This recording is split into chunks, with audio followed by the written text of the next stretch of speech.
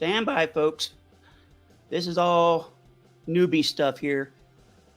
Let's see if we can unmic.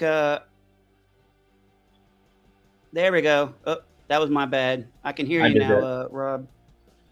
So, how you doing? Did everybody hear the intro? How'd you like it? Was you able to hear the music? First time doing that. So, was you able to hear me, Rob, Yes. doing the intro? Very good. Very good. Hi, E.T. Gon. Hi, Rob. Oh, Rob's in the house. Look at there. Linda Thompson. hmm Hello, everybody. Man, we got some news for you. People. Man. Yup. Yup. All right, let me bring out my show notes here. We get on with these briefings here. That just reminds me of a talk show host that I dearly miss. Here in my formerly nicotine stained fingers. All right. Now, did everybody notice the new photo? Let's bring that up. Bam! Look at those Yeah, handsome guys. yeah, Woo! I think the guy that I had on there, that was your son, right? yeah. That it could have been very easily. He looks almost exactly like me. When you shave off the mountain man beard, uh, but so, how you doing, Rob? You doing okay? doing good. It's You too get hot you to get go plenty outside of and work. rest? You, Yeah, you weren't went outside and work. What'd you do? I said it's too hot to be outside and work. It's like Oh, how hot is? 103 or 4 heat index. That's like 104 heat index with about 60% humidity.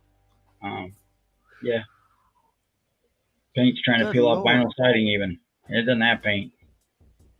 Was you able to get any rest after our phone call, our marathon phone call last night?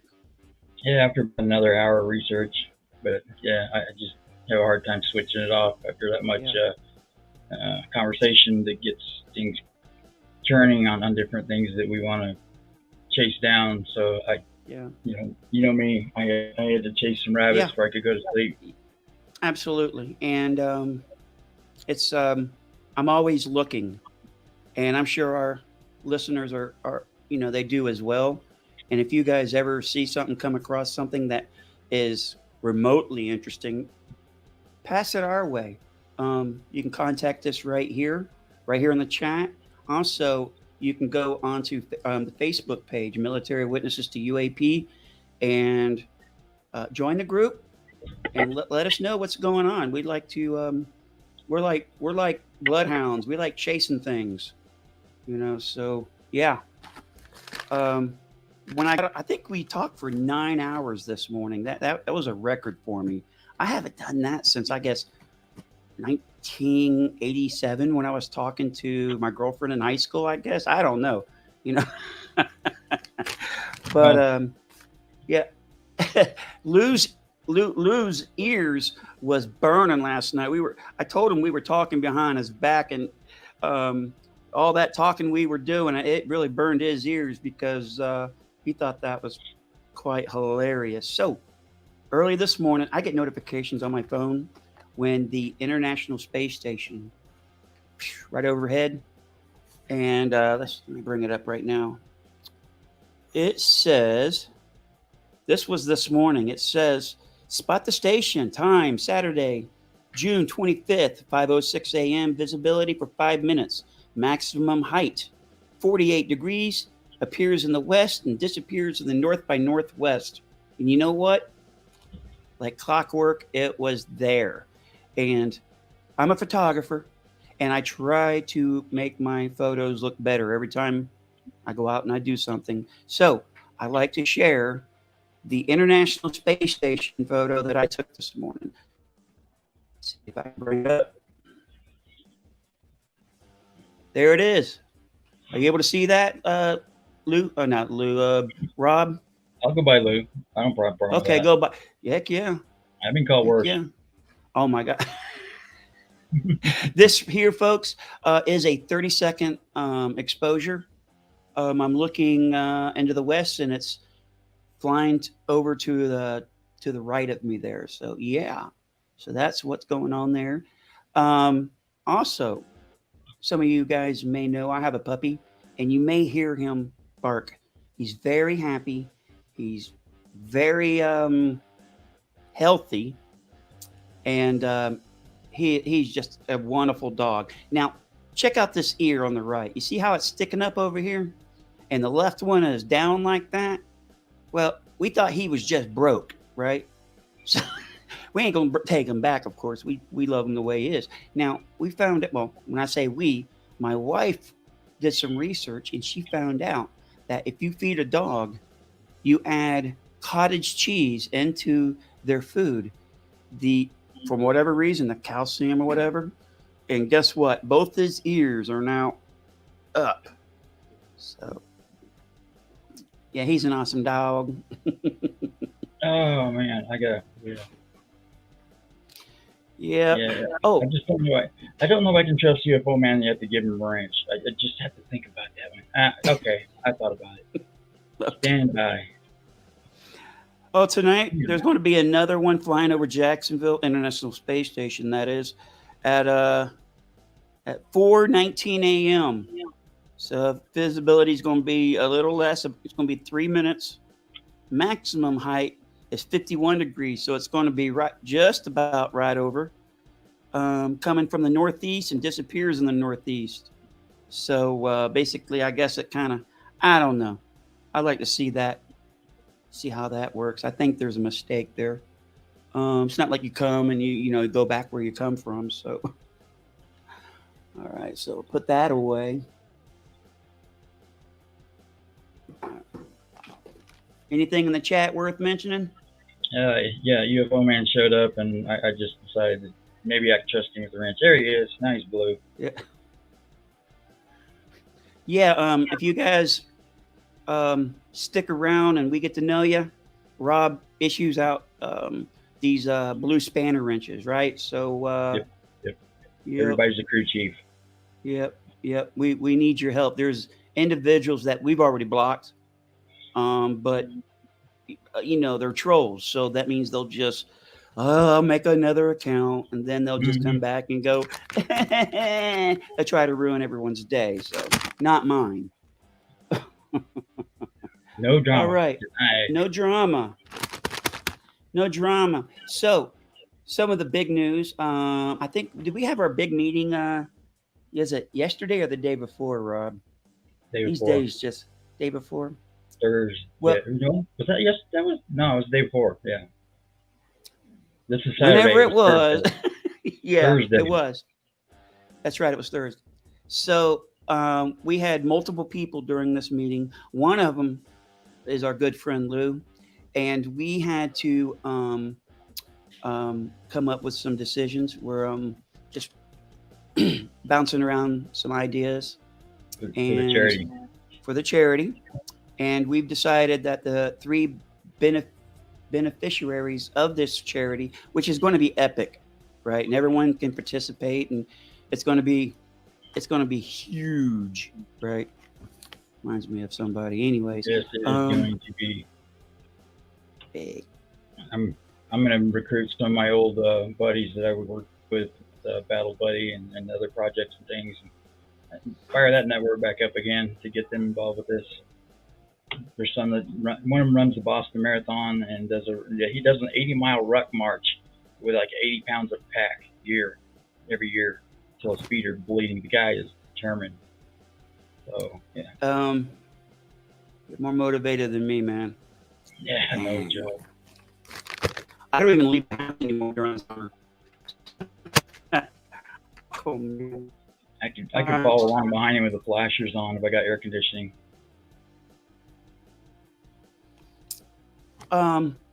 We got a quick announcement. It looks like we went over 700 folks here. It looks like we're now at 744 subscribers, and thank you so much for subscribing to our channel. What can I say? You subscribe to the right folks here, Now, we You right? Yeah, I'm patting myself on the back here. All right, so what else? Oh, the charity. Yes. one of the things that we know that's going to be available for the charity is a piece of artwork that I did like a long time ago, like maybe like a year and a half or so ago. And this is what it looks like, folks. And this will be available in a poster, and Lou will sign it for you. And he's just not going to sign his name.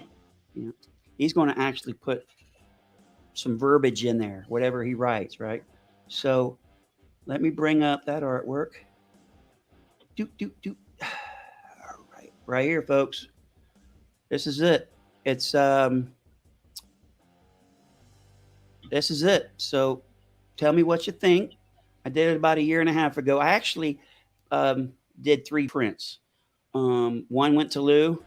The second one went to Martin Willis. If everybody knows Martin Willis, I recommend his YouTube channel. I'll put that in the description down below after the show. But I was actually interviewed about that case 1, that everybody should now be caught up on that. YJ's asking what are the cases again. We can go through them real fast. Oh, absolutely. And I'm sorry if it's repetitive. Case 1, and this is what got me into this field, was I was on the USS John F. Kennedy twice. Once in 1998 to 2001, and then a year right up to decommissioning. And I was basically in charge of security. I was a LPO. I was a first class master at arms. Okay. So both times that I was on board that ship, I heard a rumor both times that were the same thing from different people, which tells me this rumor's been going around for over 30 years. That's my dog. I hear him. He's happy. So anyways, the rumor was in the early 70s, which I come to find out it was 1971, late July. Right after some flight operations, there was a glowing orb above the ship. The aft lookout that was on the island above the flight deck saw it, thought he saw God, started freaking out, and some corpsmen had to come up and sedate this young seaman. And apparently that was witnessed by several people. Now, long story short, after the 2017 UAP videos that came out around that time frame, I came across Dr. Stephen Greer's video of a Navy crypto. I think he was a crypto guy, and he talked about going on the. You heard that there was something above the flight deck. The teletypes went crazy. He goes on the port side forward walkway, and sees this thing, right? So there's an eyewitness there. What I did was I took that link to that video, and then I put, hi Mikey, and then I put that link into Facebook, the group page for the veterans of the John F. Kennedy, and asked, does anybody know anything about this? And every one of them said, no, this is BS. We were somewhere else. Finally, I got someone who says, yes, I was there. In fact, I was standing right there and handing the sound-powered telephones when that young seaman was like, I see God, I see God. And he saw him. He actually saw the dude get administered a sedative. That's how close this guy was to everything. He says this glowing orb was as big as the ship itself. That's big. So I actually interviewed this individual. I took great notes. He now wants to remain anonymous. And then recently, I got some extra information just came out recently from, oh my goodness, from the, hold on. It's from the Nimitz Encounters YouTube channel, and I spoke with the creator, and he interviewed somebody, and there's a video on there about a sailor who saw the same thing. However, they were going through flight operations, and this glowing orb, this huge thing, was off at a distance, port or starboard forward of the ship, while the ship was at flight quarters. So I basically gave him part of the, I had a piece of the puzzle piece. He's got it. So this is all, there's a lot of common things about this case. One is that whatever this thing is, it likes checking out ships that have nuclear, any type of nuclear involvement, whether it's the ordnance or the ship is nuclear powered. Also, it seems to be that they're interested in ships right after commissioning. So when they go out and off the coast of Puerto Rico, where it seems to always happen, there's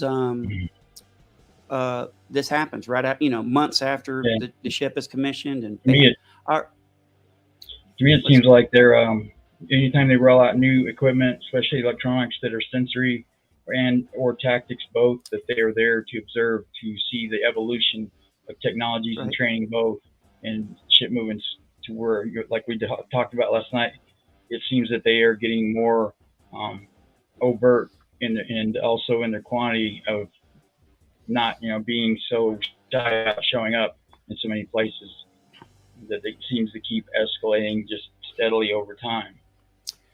Yeah. Oh, there's my dog. Everybody, there he is. Yeah. He's cute.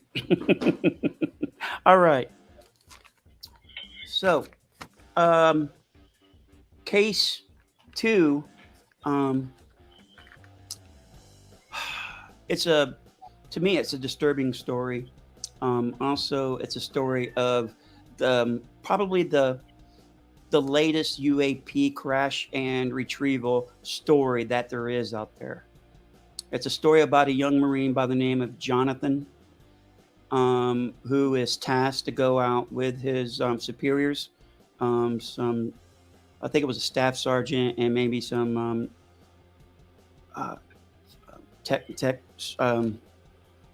it's whoever's in charge of him, whatever supervisors. But he goes out with a bunch of guys in Humvees to secure a possibly friendly crash site in Peru. And it turns out that it doesn't look like it was anywhere from around here. Let's just say that.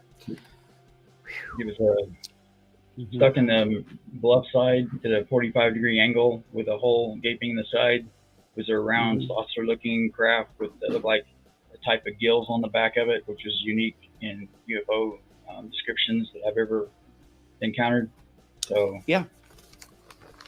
And once they were there checking it out, his superiors tell him to back off. And as they were coming out of the ravine, they had a welcoming committee by some unknown bullies, I like to call them. They were wearing camis, no name tags, and no unit identifications on their uniforms. And they arrived in Chinooks.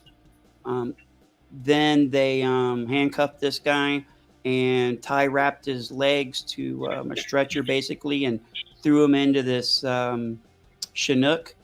And from there, the mental torture began. This poor guy was in such distress. They were threatening to just get rid of him and throw him out of the helicopter. And then they interrogated him. It's an illegal interrogations. There was no breaks and stuff like that. These people were telling him that they don't. You like the Constitution? Well, we don't follow that here. But Rob has done some research and came across some possible documents that could lend to who they were. Could lend to who they are.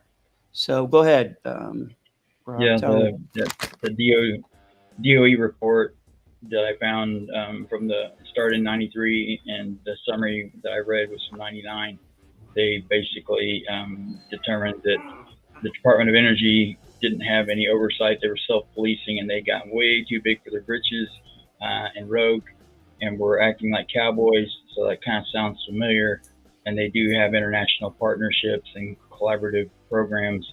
So does the OSI. So could have been a mixture of both, but with the lawlessness that the DOE especially had, it just right down to, and they didn't even have a set uniform. They could just choose, with each unit whatever the hell they wanted to wear, whenever, wherever, as long as their COs approved it. So very highly suspect. Yeah, and after this internal investigation, I just asked like simple questions. Rob, did you see anything in there that there's any individuals that referred to the Department of Justice for any No, they said that violations? they in the initial findings they had stated were numerous top secret documents were left out in the open. Um, they said you couldn't get into the perimeter with a small army, but you could get a day pass and walk right in and take pictures of nuclear documents on the shelves. It's completely asinine. But they Yeah. talked about getting independent oversight over them, but there wasn't any mention of anybody actually being charged in it.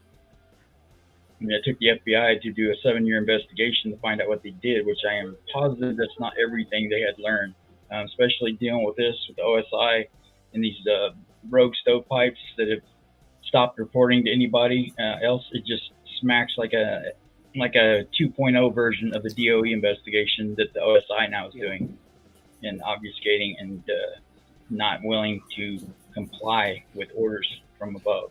So. And I have a sneaky suspicion, and I could be wrong, that these Chinook helicopters may also be the same aircraft that were seen in Texas when that grandmother, mother, and grandson was in that car, and there was this diamond-shaped object that was putting off a lot of heat. It was melting their hands right into the dashboard. I remember that. You know that case I'm talking about, Rob? You Not have to right string a offhand. bell? Yeah, I'm sure the anybody. Let's look at the chat. Someone tell me the name of that case in the chat, please. What happened I with know it? I'm not going. What's that? What was the details of it? It was basically this grandmother, mother, and son. They went to go play some bingo. Find out the bingo hall was closed, and on the way home, they came across this craft, Mm-hmm. and they got burnt, radiation burnt, and there was a bunch of Chinooks. And I have a sneaky suspicion that these Chinooks are the same ones that were in Peru. Um, we're talking about 1980s, early 80s when this happened in Texas. I can tell you when it happened. It was the same Somebody time wrote it in as the chat. yep, the Cash Cash Lander. landing Yep, incident. yep, Thank you. yep. That's your homework tonight.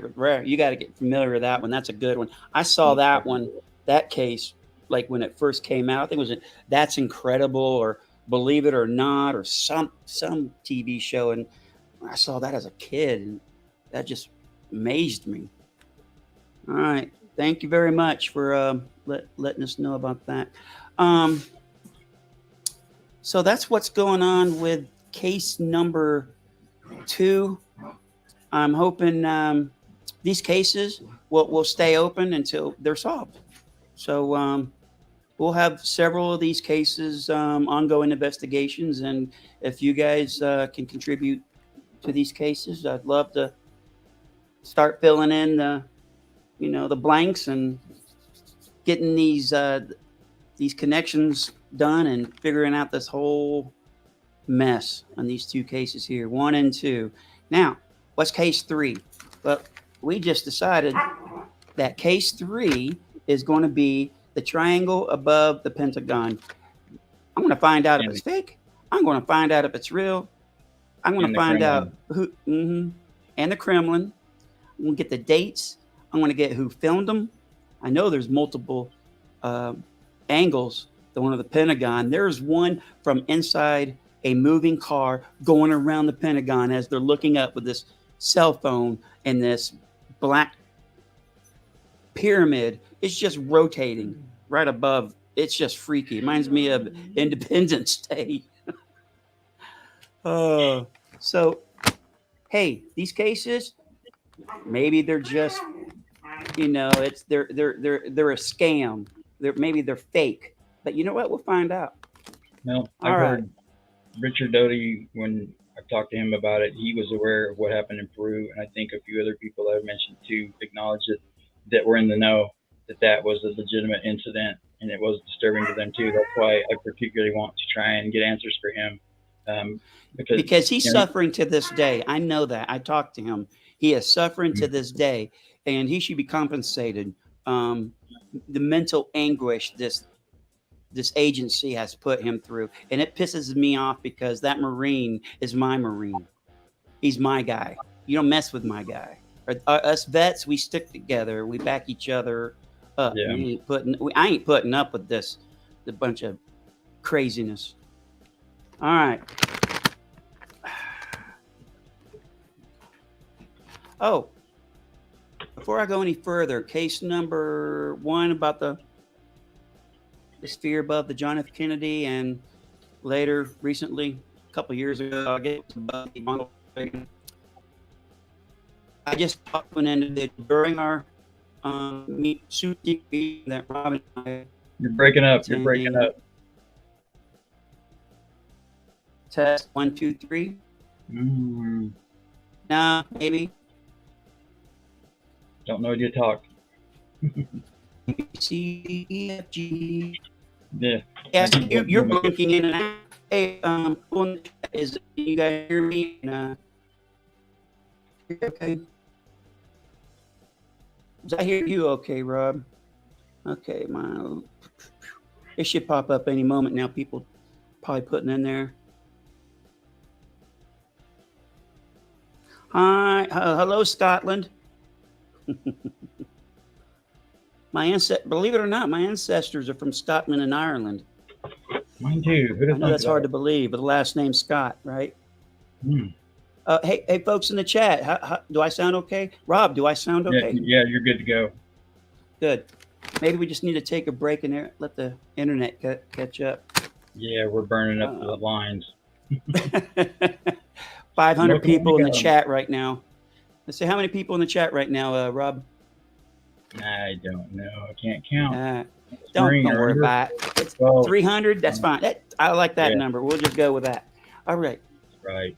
Now the super secret meeting that Rob and I attended 2 days ago, there was a super secret guy that was there, and he's got more information that he's going to direct me to another witness. So as soon as I find out something, I'll let you know.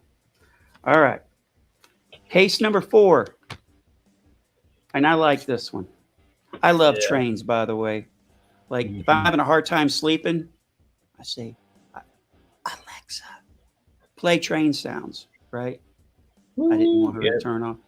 And but I can sleep my butt off listening to that. So, case 4, CSX train collision with an UAP. But wait, we need to go back to that triangle one. I just remembered. I got a video, so stand by. So, back to case 3. Stand by. I'm about to hook you guys up with a video that I found on Facebook. So here we go. I mean, just this week, Bryce, I'll finish this segment because I was going to talk about the drones, but the fact that drones seem to be becoming the new swamp gas. But I'm just going to finish this segment referring to an incident that happened in 1981. I had a correspondent got in touch with me who was a crewman on board the aircraft carrier USS Eisenhower in 1981.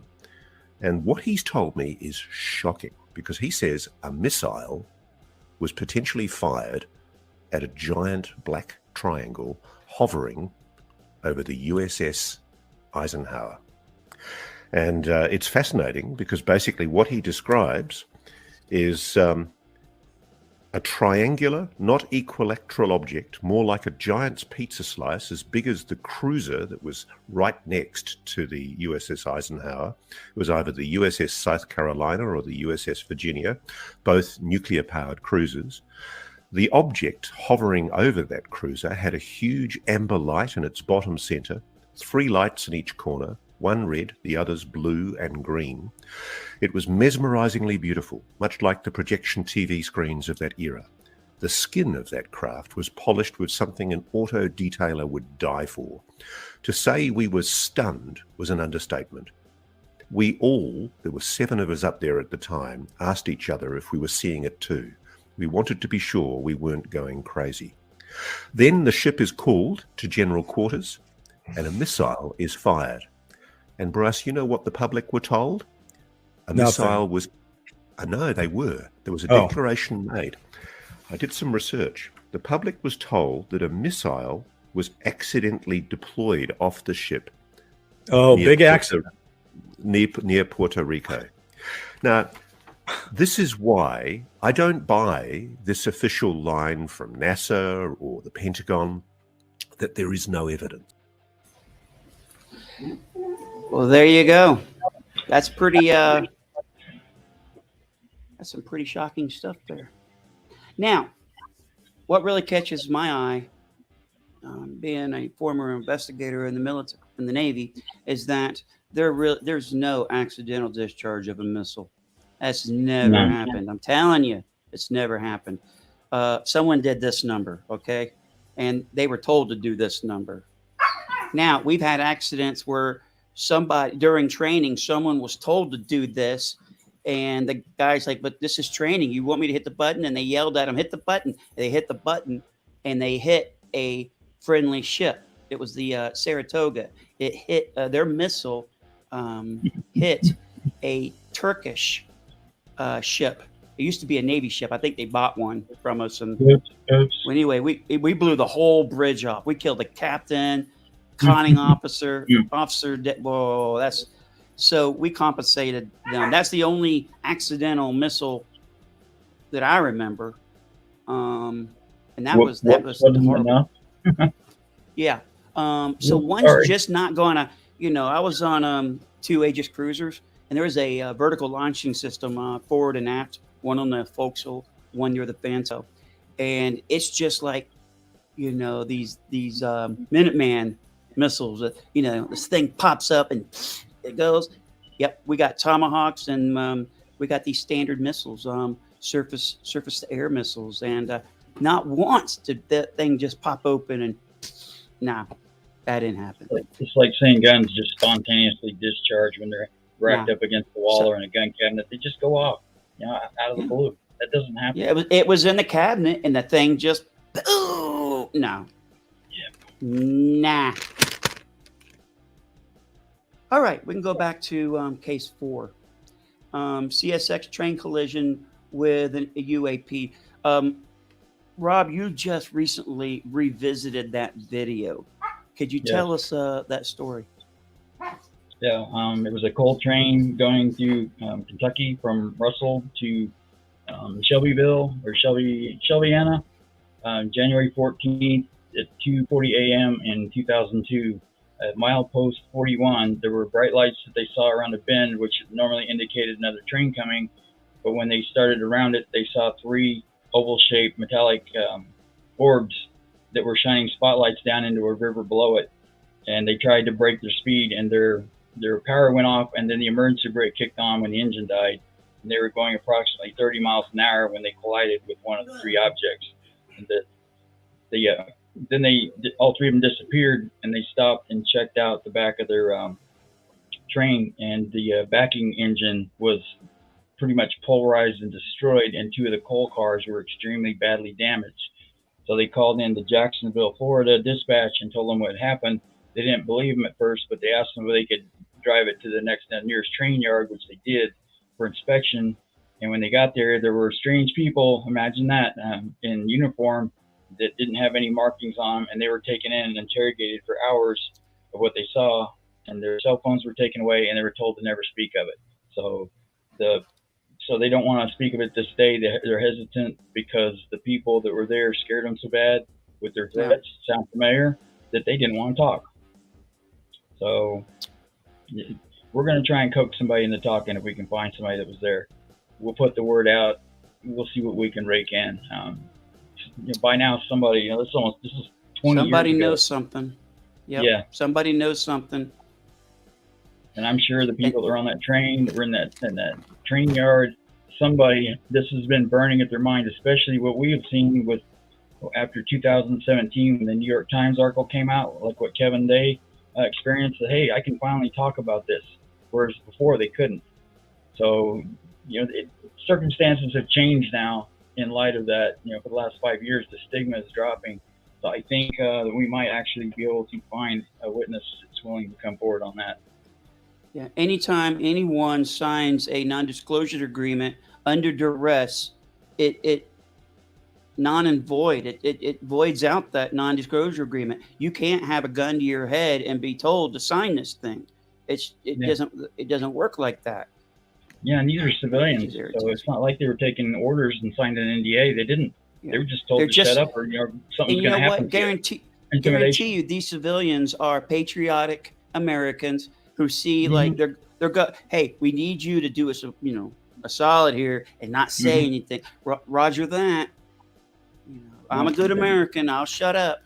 Well, they were coercing them, and if it were like people like us that don't take illegal orders very well, that would not sit well with them. And then hearing what they're doing now, where they were told probably when they're interrogated that you didn't hit anything, it was experimental craft on the tracks, it was ours or something, and don't say anything about it.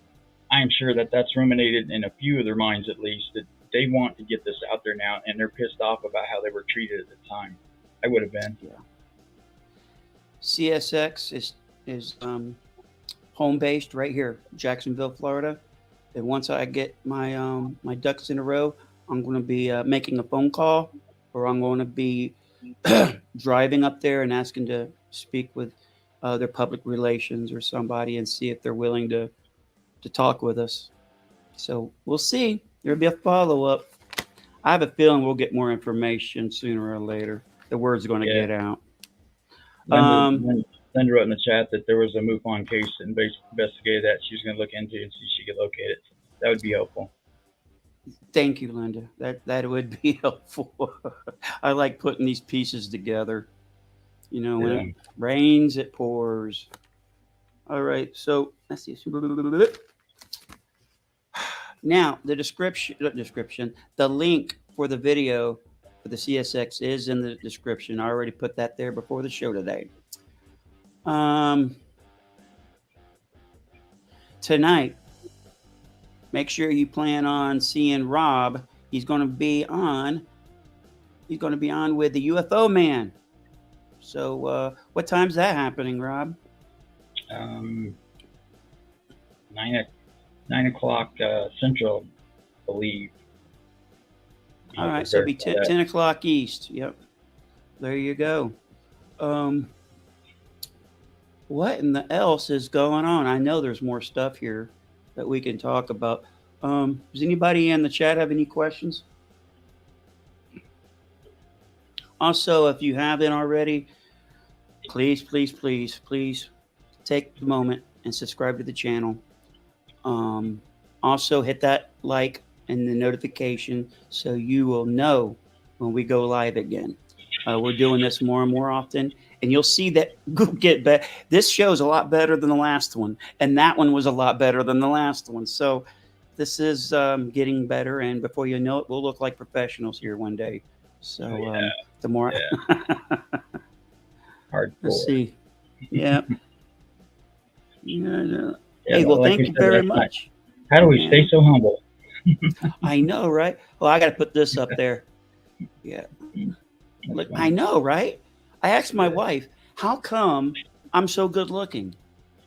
And I've been married to her for like 25 years, and my jokes, she don't laugh at my jokes no more. Yeah, well, she's heard them all. She's heard them all. I tell somebody else I'm the most, funniest dad, but no, she's just over me. Okay, so see.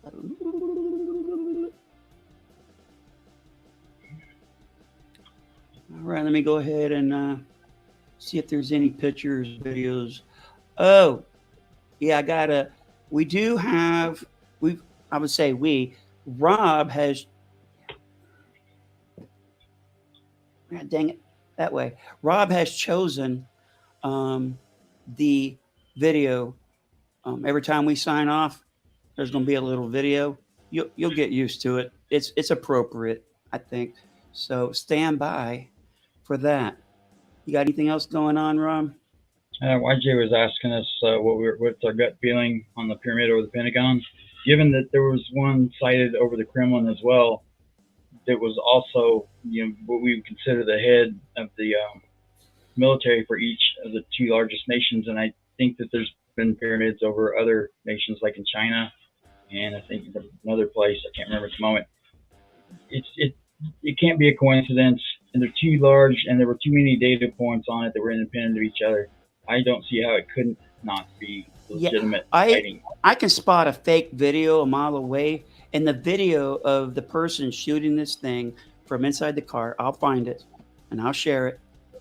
Looking up, you're going around the Pentagon, and you got, light glare from all these different light sources around the Pentagon, and you can see this thing. It's as if it was putting off the ambient light. It's reflecting the light that's around it on the ground, so it was actually very spooky to look at that. Yeah. It's like, come on, please tell me this is fake, because this is the scariest thing I've ever seen. Yeah. If it's real, it's scary. It's very scary.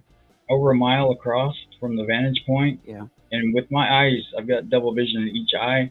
When something is pixelated and combined with two different videos or something, or a picture that's been photoshopped, it doesn't have, there's an aura in the picture of the details are not crisp. And with seeing, multiple images with my eyes the way I do, I really can't explain it, but it allows me to be able to see if there's pixelation that doesn't have continuity. Something stands out to that catches my eye. And with these, Yeah. They didn't do that with these. And the way that it moved, there was just something too natural and fluid about that, with the continuity and the way that the people were talking with a genuine awe and very concerned. And one of them was just flat freaking out of how huge it was. So it's just too many things that lined up that lend to the credibility. Obviously we don't know 100%, but we damn sure think we're leaning toward that it's the real deal more than it's not. Yeah. Because if we can figure out the date and we can figure out the time, then we can fill out a FOIA of the security logs. Because I guarantee you, somewhere in that Pentagon, they've got cameras and they log stuff by hand. That's just how it is. So-and-so arrived, the vice president arrived, the vice president departed at this time. So if something happened, they probably wrote it down, and that could be FOIA'd. And I would love to get my hands on that. So we need to find out the facts before we start digging. And the vernacular of what they were calling UFOs, UAPs at the time, because they don't like putting things in FOIA, in documents that are FOIA-able.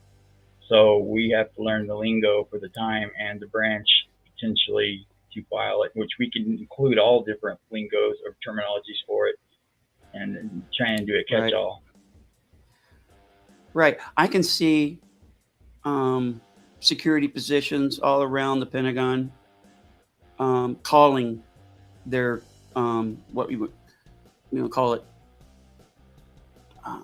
command center, or whatever you want to call it, who they report to, their watch commander. Guarantee you, if they are outside seeing this thing, or someone runs in from outside and saying, "You're not going to believe what I just saw," they're going to be calling, and the guy's going to be writing.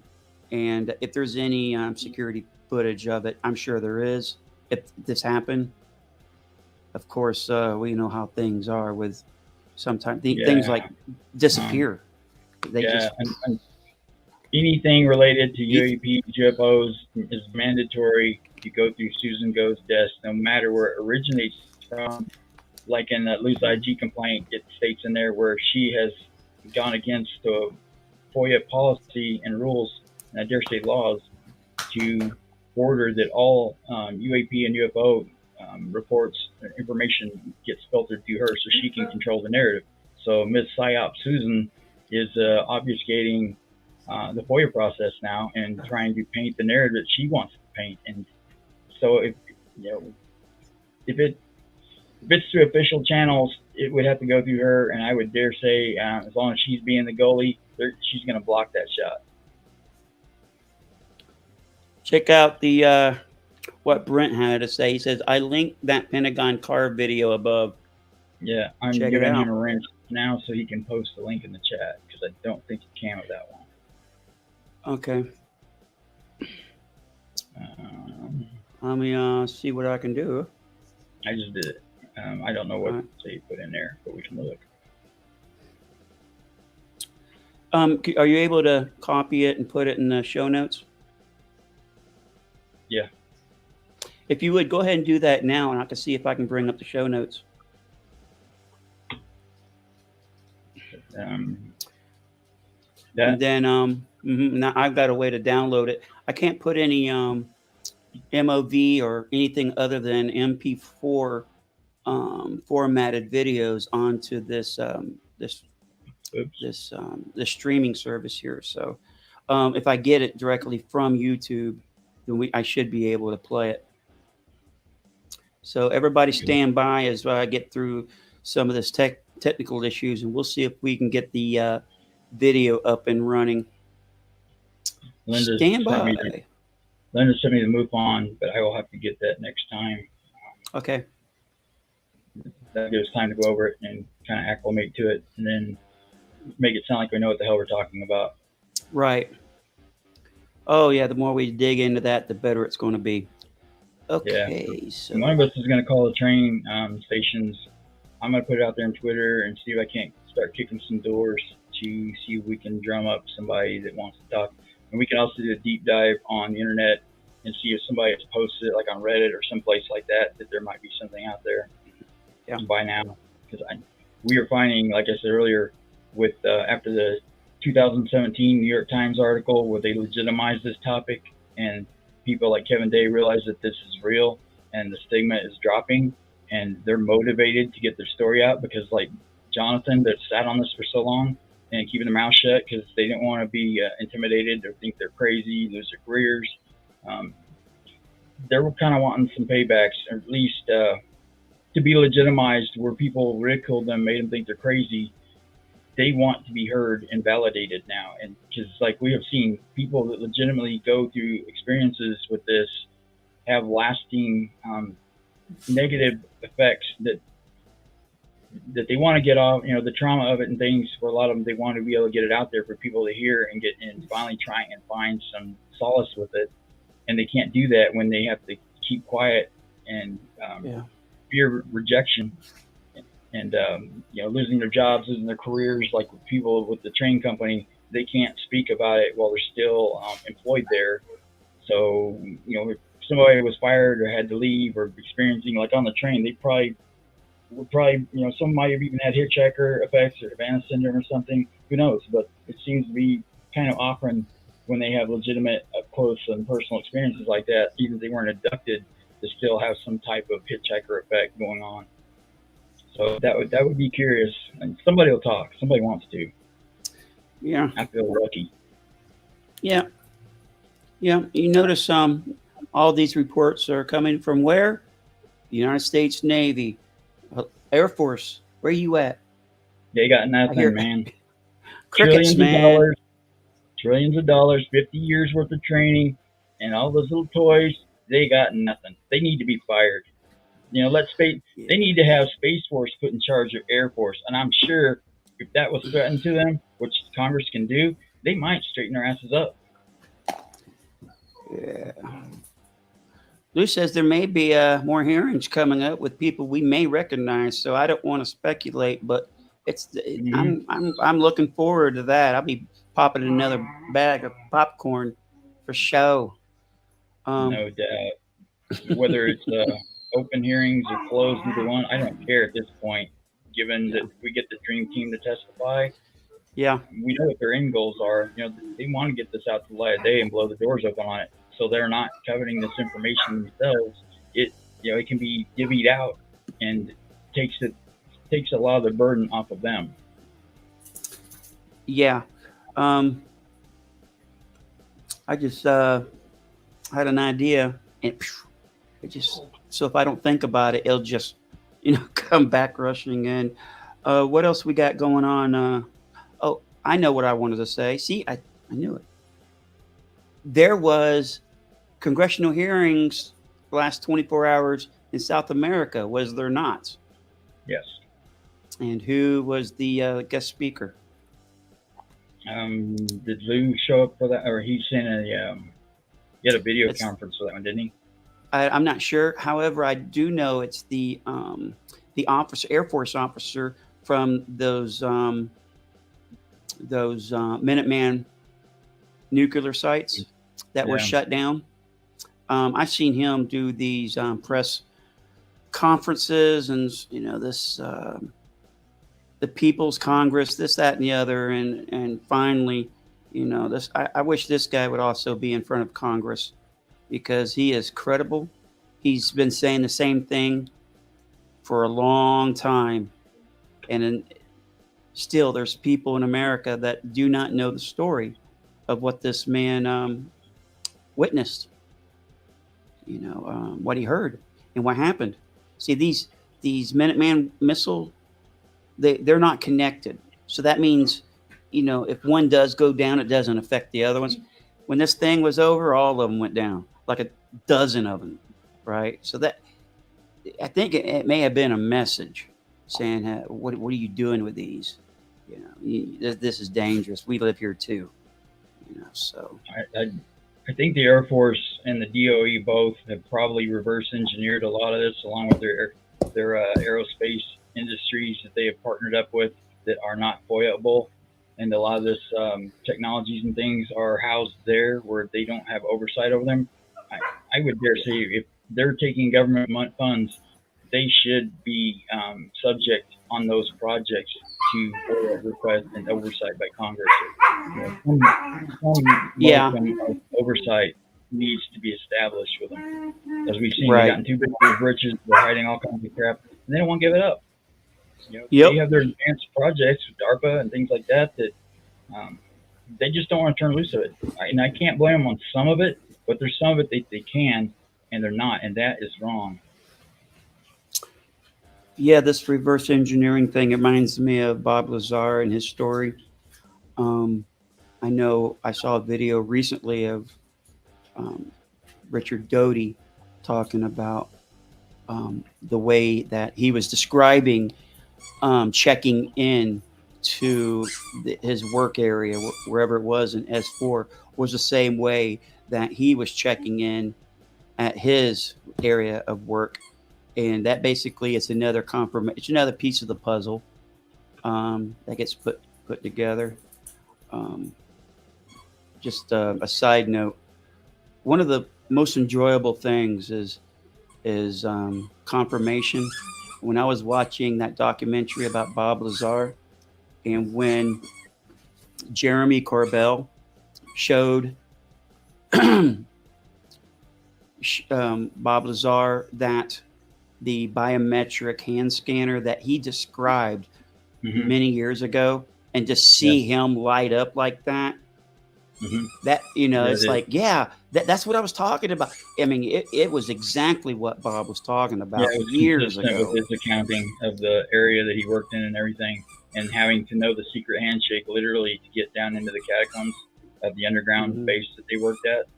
Lazar, they've had many people try and tell him how it worked, and I think he said George Knapp or somebody got close, but he thought that was from somebody that had told him that knew themselves, and George Knapp didn't memorize it quite exactly, but Lazar nailed it. And they don't. You'd have to have somebody that's read in, and that's technically classified information, and they have to walk a fine line with like what Jordan Knapp is doing. to be putting out there, because kind of like I think with what Greenstreet did on the IG report, that he accidentally got it sent to him, but then he was, I think, probably told he wasn't supposed to have it and not disseminate it, and he did anyway. So I'm waiting to see if there's fallout towards him because of that. I don't think that was. I think it's an ethics violation. But, he's a civilian, but I think he's still subject to, obviously to the rule of law. And if, he was aware that it wasn't dissemination, and he did it anyway in its entirety. I hope that there are some repercussions for that, because he's used it as a weapon. He's mischaracterized it, taking it out piecemeal, one little piece at a time, and weaponized people like John Greenwald to convince him that Lou's a liar. Pass it on. You can't believe anything because I got these docs. Well, I dare say Greenstreet didn't show Greenwald the whole document, or else he would have realized that it was misrepresented. No, he didn't lie. Surprise. Has Greenwald made any corrections yet in a video or tweet or no? No, he doubled down. Oh yeah, after he got on with Greenstreet, he got a little bit more TV glamour and glitz. Got his IMDb. He's uptime big folk in Hollywood now, so at least he's a legend in his own mind. So yeah, he's he can't be wrong. So he's too his superior intellect. He's too smart for that. Yeah. Well, some people just paint themselves in a corner, and we'll just see how he wiggles out of this one. You'll see. He'll maybe he will come off as if he has amnesia of everything prior to. Yeah. It's a fickle community. With that they're a villain until the next big blow up comes along, and then they're forgotten, and they know that. So they're counting on people's memories to be stored.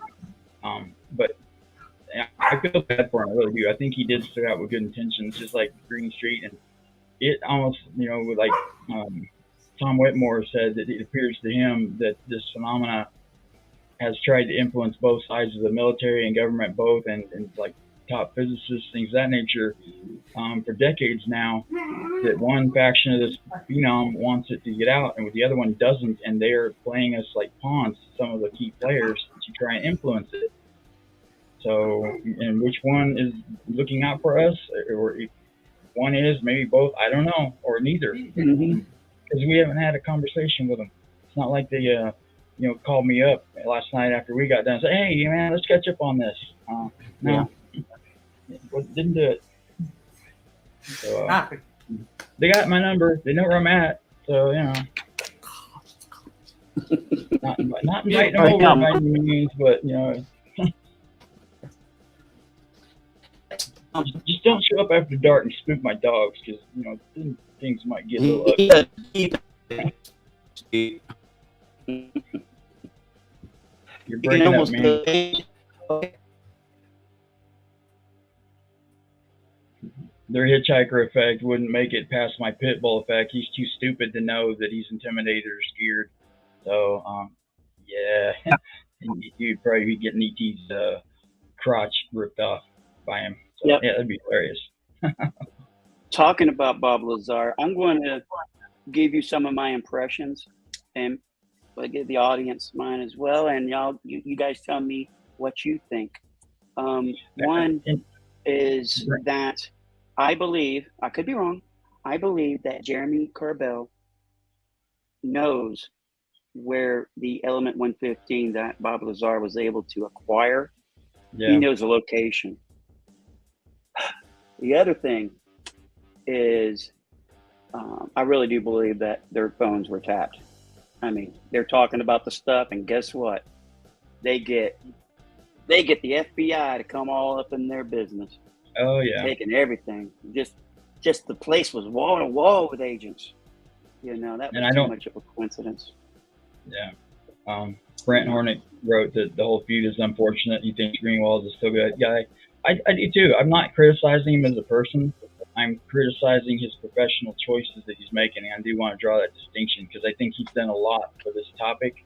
I think he's allowed people that he trusted to misguide him, and we all know how that can be done over time if we don't have a control to check ourselves and make sure we're not sliding off way into the sand traps and tar babies to become ineffective or end up on the wrong side of history. I think at some point Greenwald will do a course correction and see the truth and want to do the right thing. And that's kind of the problem when you have civilians instead of veterans in this fight. They're not, if they're not into team sports and things where they had team building and know the value of a group and working as a unit, then they are individuals and they don't understand the team concept, and they don't recognize why veterans would be so loyal to each other and as effective as they are. It's not a psyop. It's a whole different culture and mindset. And take Lou for instance, or even you. You guys are scared away. You guys are both leaders in the military and things, and in leadership roles for a long time. Yeah, I recognize that character, and it's something that's, you have to be consistent with it. It's not something you can turn on and off. So I've learned over time to recognize good leaders and honest people. I don't feel like Greenwald is a bad person. I do think he is honest at heart. I think he's been misled, and that's unfortunate, because I think he would have something to offer this more so than just his digital library that he's sitting on. So I hope that he at some point rallies and comes back around and does the right things, makes good decisions. Yeah.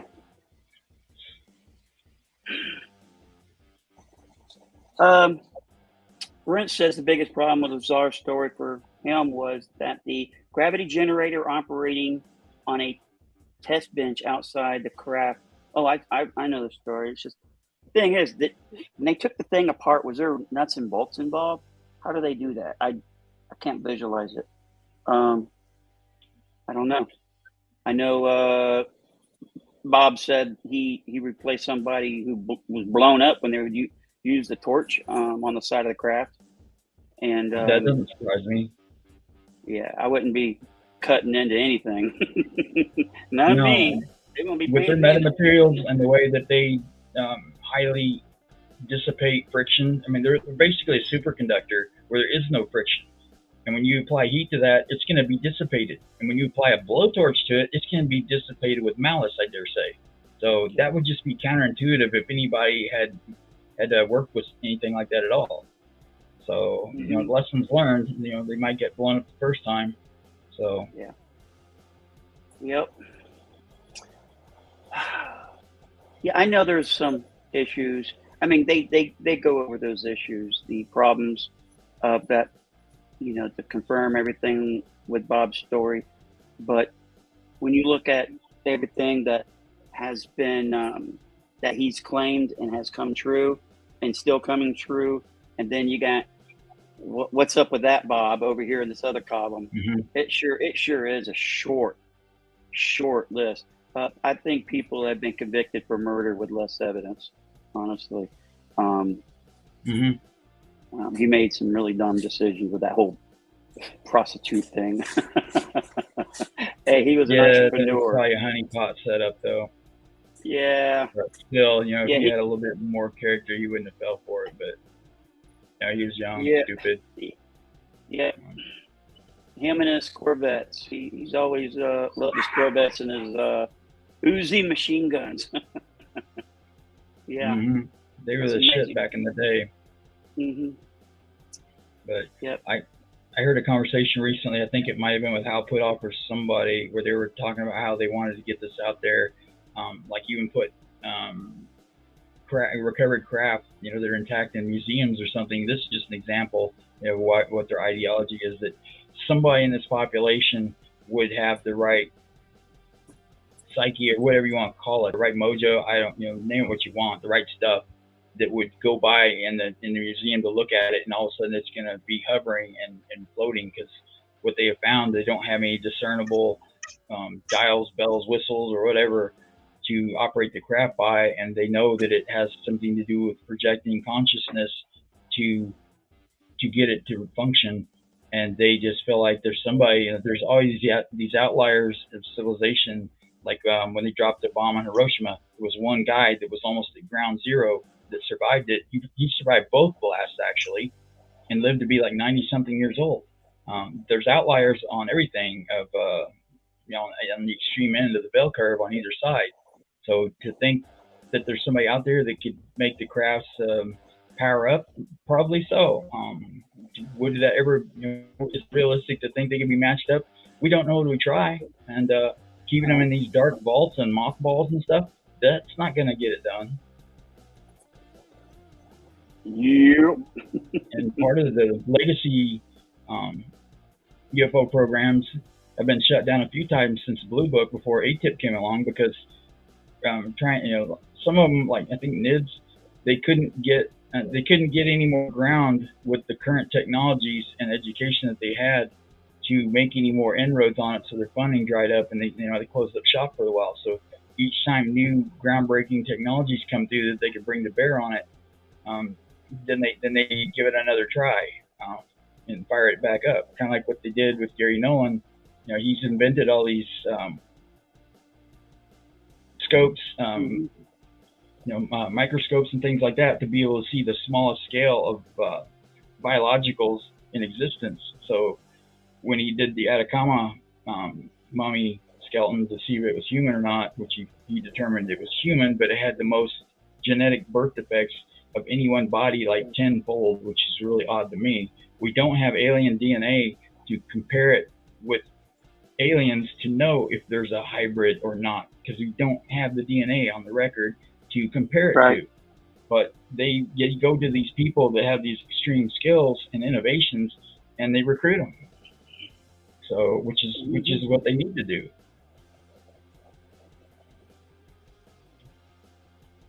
Let's see. I believe the people who could connect to the ships were called antennas. People.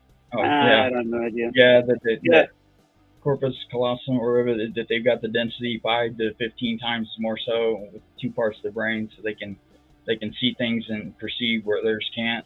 So, but it looks familial, where it's genetic, and that they do kind of draw it in because they've got their antennas up. So yeah, I believe when what's that reporter's name that did the story on Bob Lazar?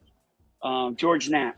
When he said that they threw a bob at it, you get so far and you get kind of stuck in the mud, like they're not making any progress. They threw a bob at it to see, because Bob was kind of thinking out of the box, I think. He's a brilliant guy. I mean, he doesn't come off as someone who would do this for, he's, never made a penny. Even from that documentary, he made sure that he didn't benefit at all from that, because he wanted to keep his, his score up, his legit score up. So credibility. Yeah, that's an important thing. You don't. If you're gonna extend a talking point out there, you might want to have some facts to back it up. If you're trying to be taken seriously, unfortunately, people's words in this arena, if they don't have something to establish legitimacy with, it's very difficult to be taken seriously and trusted. Which witness testimony, when it corroborates with others, that does lend to the credibility, and I'm not disputing that at all. I'm just, I see it as unfortunate that they can't use witness testimony in a higher category and be able to establish if it's credible or not, so it can be documented and used as a research tool to try and figure this out better. So I have a question for my audience. I know at least one person, possibly two, are experiencers. Have you had the time to take a look at my my screenshot of the 2009 Turkey UFO screenshot from a video that's very well known? Look it up on YouTube, guys, if you don't know what I'm talking about. 2009 Turkey UFO. I took 23 enhanced images from a very one of the higher resolution videos that Rob came across. He sent to me, and all 23 of these images, you can see two eyes. You see their heads. You can see them looking where they're looking at. You could see that in some of these photos, you can see they're wearing a blue shirt. You can see that they're wearing a red shirt. I mean, that's pretty amazing stuff. If I did capture an occupant, I believe that this is the best image in the world. And if anybody can one up me on that, I'd really like to be one up. I'm not that smart, guys. I just enhanced it. It's one button on Photoshop. I wish I had the equipment to see it like you do with high enough resolution. I have a micro LED. I have a MacBook Pro, and I can see the resolution is really good. So what I see on here, a lot of guys ain't going to see it on their cell phones or their tablets because whatever. The resolution's not as good. But wow, I'll be the testimonial witness here. Every 23 images show something, because I have to keep asking myself, am I just seeing faces where there is no faces? You know, there's a scientific word for that. Pareidolia. Yeah. And I just keep asking myself. So please throw me a clue here. And if it's not 100%, you could say it's like 20%, you know, or zero. Or 100%. I need feedback on that. No, I haven't received one reply to that request. Yeah, I can probably get Linda kicked up to look at it on Twitter. Okay. I don't have it readily available right now. It's on Military Witnesses or at SHANDSCOTT. That's my Twitter. I hardly ever tweet. I just started doing it now because of the show and all, but I did put on there at UFO Twitter. I did hashtag that, and yeah, it's a picture of an occupant. Oh, by the way, there's one picture with 3 occupants. So altogether, there's 4 occupants at least 4 on these craft, because just like the Navy, when you're on haze, gray, and underway, you have an aft lookout too. And guess what? I got pictures of that dude too, looking at the back of this craft. You can see his eyes and everything. It's pretty amazing. It blows my mind. That's what we got going there. What else can we talk about here? It's been an hour and 13 minutes. It goes by so quick. We didn't have a lot of information to put out. We just want to put out what we can, and you know, we'll be full of information the next time we come back around. There was those 2 documents I wanted to go over, but we probably don't have time today because I'll have to take the time to dig them up again.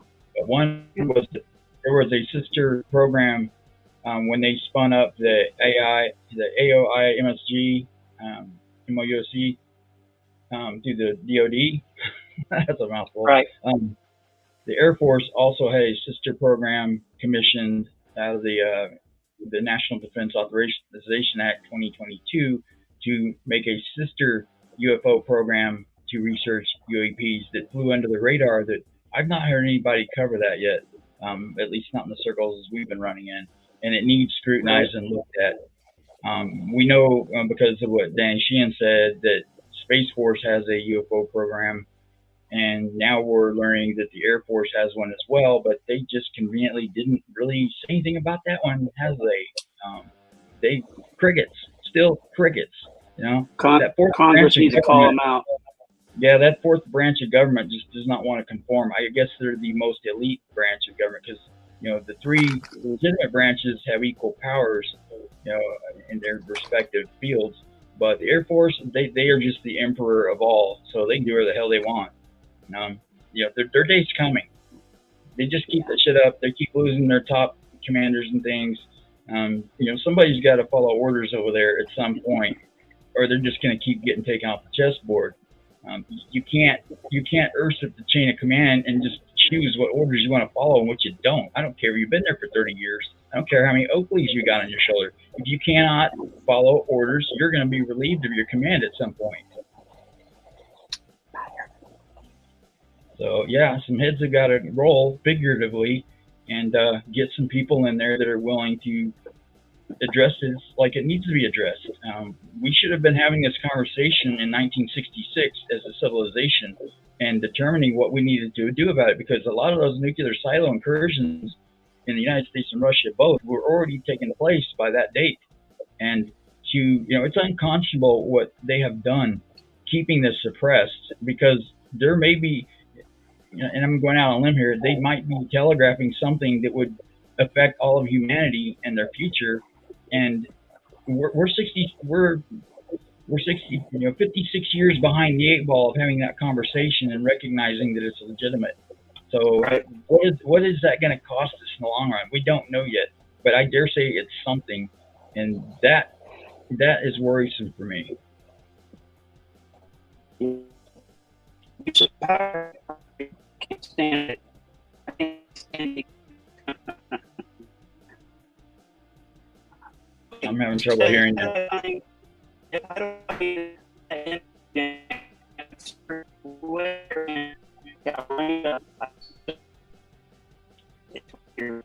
Can you guys hear Shannon okay? Or is he breaking up on your end?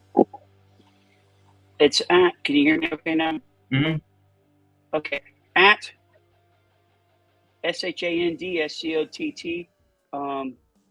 You'll see the new banner of Rob and I, military witnesses to UAP. There's my beagle over there too.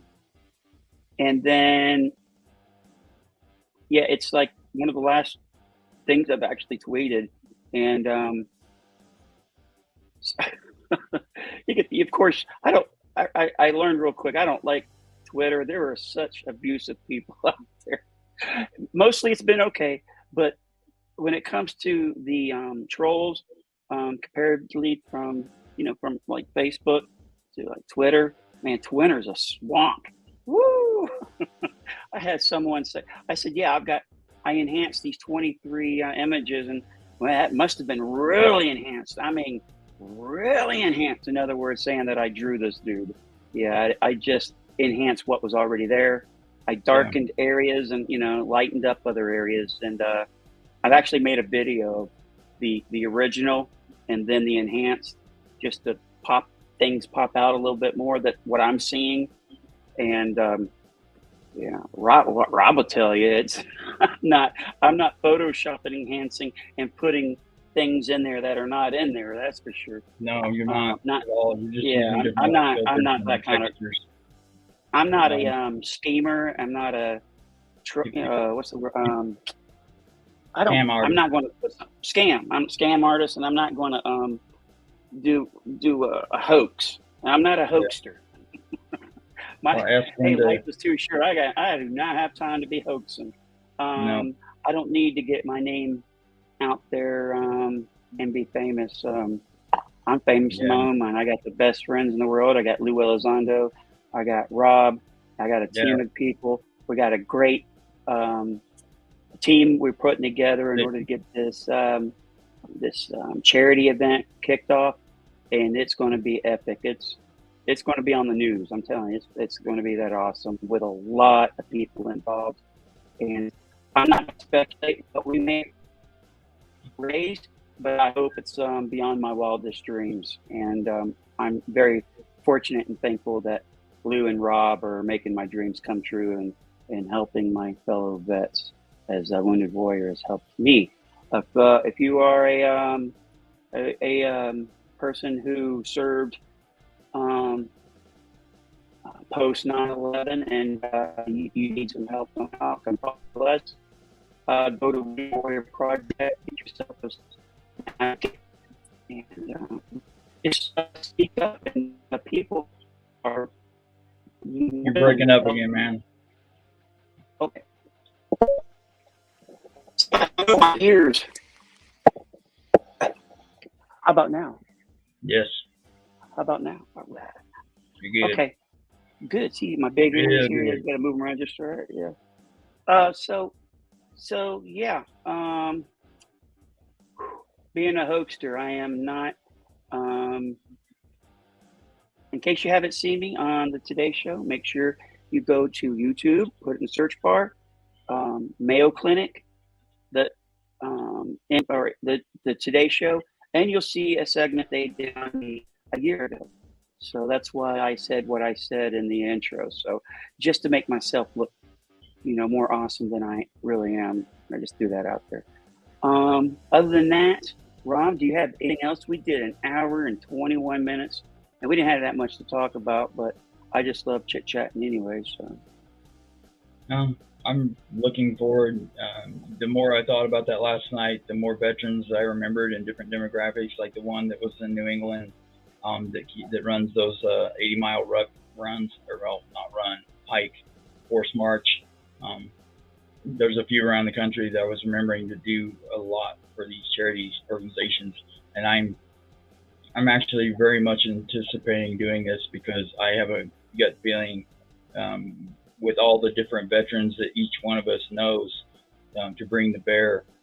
I just get a feeling that we may blow the doors off this thing and do some really good works for veterans, and it helps bring awareness to this topic as well, to help legitimize it and keep the kinetic forward momentum up, which is extremely important.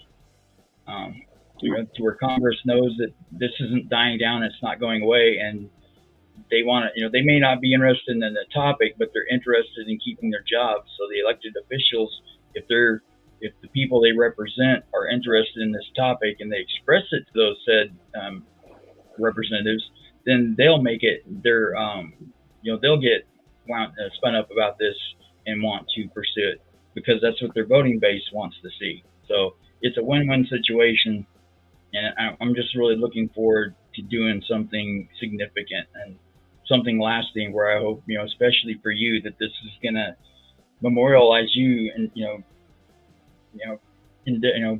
for the duration of time that it's going to be out there. That, look, this is something we can hang our hat on and be proud of. And 100% of the proceeds are going into the organizations, the Wounded Warrior Project, Pinups for Pets, and the No Kill Animal Shelter. 100% of it is going out. So anybody that thinks that we're going to be profiting off of it, no, there's no way that so we're not paying anybody. It's all 100% voluntary. Yeah. Yeah, and I have a lot of questions. So we'll get that all straightened out during the upcoming meetings. One of the last things that I want to do is blow our own horn here, pat ourselves on the back. I would like to I don't know who does this, maybe someone does, but if they do, would they nominate Rob and I for Investigators of the Year? I would say this: we have the biggest story since the 2017 Nimitz Tic Tac video release, because the John F. Kennedy story that I put out. Also, I got a picture of an occupant, the best one ever. Can someone tell me they've got one better than that? And of course, following up with a very special guy, Jonathan, who was abused by this organization in Peru. We're bringing light to that. We're bringing light to those who abused their authority, and I want justice for Jonathan. Yeah. So I'll go ahead and put that award. This has been his whole adult life, that he's been suffering with PTSD and trauma and the stigma of this. It's changed his entire life, and I would easily be willing to bet not for the better.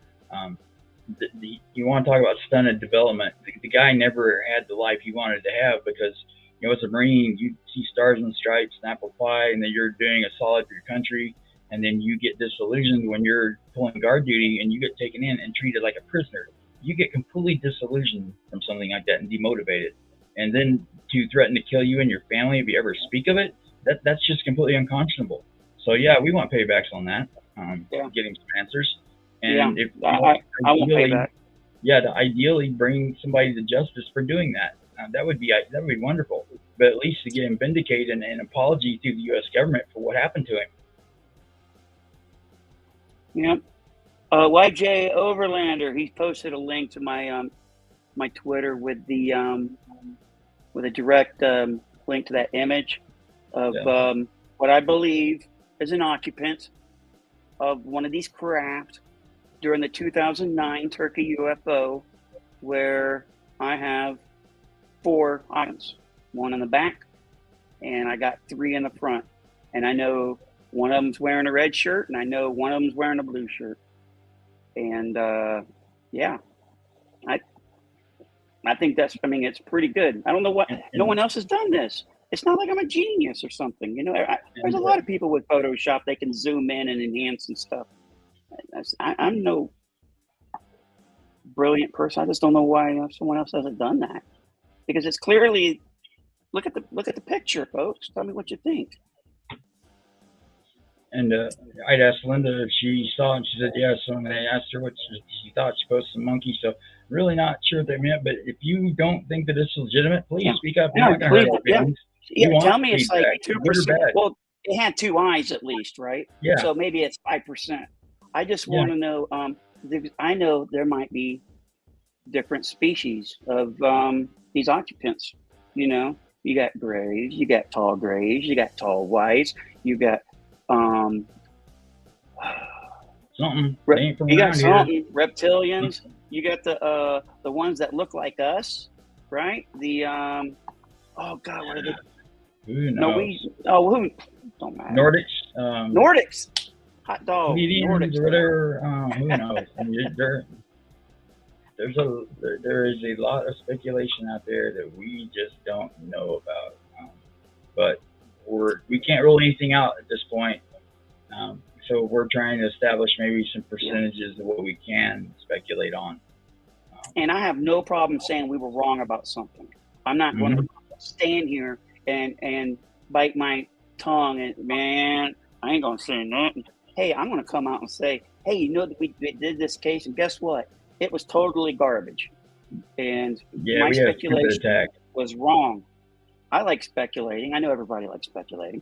It's just that I'm a fact finder. We're going to find documents. We're going to try to find the best pictures, everything to make our case. And something comes up and it turns out to be shenanigans, we'll call it out shenanigans. You know, it's all about integrity. It's about integrity. Anybody watching South Park? Integrity is important.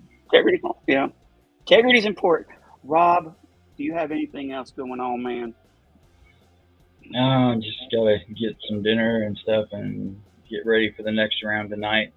It's helped my back a lot, not sitting 5 nights a week, so I'm able to do a little bit more other things that I needed to better balance my time, which is a good thing.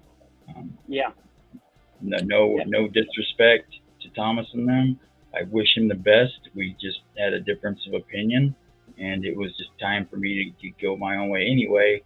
And I had hoped that we parted on better terms, and maybe at some point we could reconcile somewhat. But I'm open. I'm a reasonable guy. I wish him well. And we just have different viewpoints, and that's okay. Doesn't make either one of us a bad person. So we're all civil. You're breaking up. You're breaking up, Steve Austin. I mean, you can hear me now.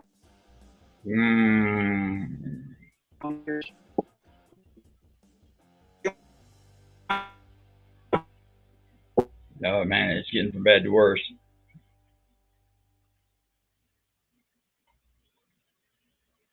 Anyway, can you do sign language?